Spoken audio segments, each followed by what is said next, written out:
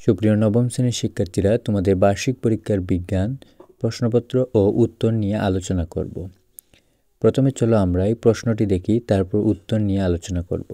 প্রথমে ক বিভাগে তোমাদের নৈর্ব্যক্তিক অংশে 25 মার্কের বহু নির্বাচনী প্রশ্ন 1 নম্বরে দেওয়া আছে, প্রকৃতিতে সকল মৌলিক বলের মধ্যে কোনটি সবচেয়ে বেশি শক্তিশালী?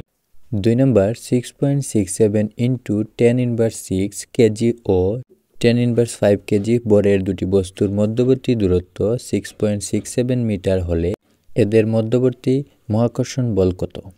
3. বস্তুর ওজন W1 ও অপসারিত তলের ওজন W2 হলে বস্তুর ভরসা বা ডুবার ক্ষেত্রে নিচের কোনটি সঠিক? 4. কোন নীতিতে ইলেকট্রন বিন্যাস করা হয়?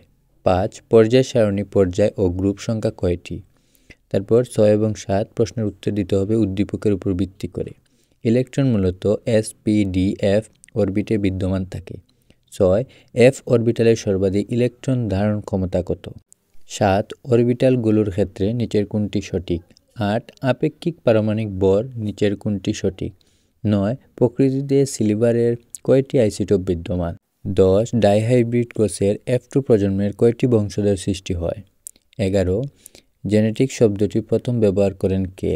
12. নিউক্লিক অ্যাসিড থাকে নিচের কোনটি সঠিক?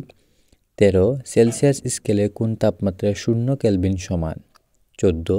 থার্মোমিটার তাপগতিবিদ্যায় কোন সূত্রটি ভিত্তি তৈরি করা যায়? 15. খনিজের মধ্যে পানি ঢুকলে নিচের কোনটি সঠিক? তারপর এক কথায় উত্তর 16 থেকে 25 পর্যন্ত উত্তর দিতে হবে। প্রশ্নের মান 1। 16. স্থির অবস্থায় থাকা বাস হঠাৎ চলতে শুরু করলে যাত্রীরা পেছনের দিকে হেলে পড়ে, এটি কিসের উদাহরণ? 17. তড়িৎ চুম্বক বল কোন কণার বিনিময়ে কার্যকর হয়? 18. 2016 সাল পর্যন্ত পৃথিবীতে কতটি মৌল আবিষ্কার করা হয়েছে? 19. সিএনজি এর পূর্ণরূপ কি? 20. নিশাদলের সংকেত কি?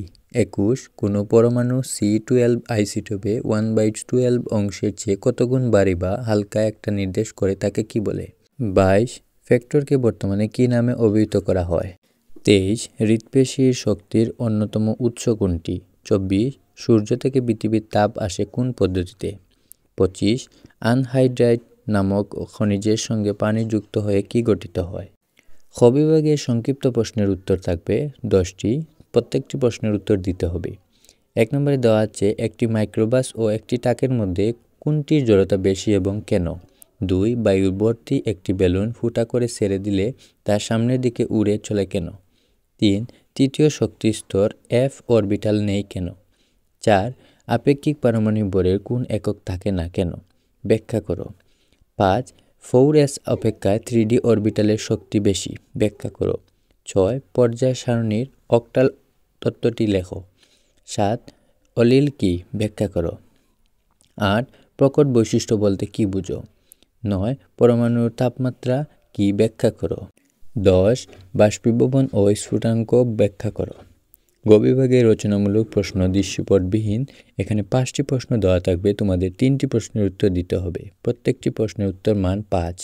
ঘ বিভাগে রচনামূলক প্রশ্ন দৃশ্যপট নির্ভর। এখানে 7টি প্রশ্ন দেওয়া থাকবে, তোমাদের 5টি প্রশ্নের উত্তর দিতে হবে। প্রত্যেকটি প্রশ্নের মান 8।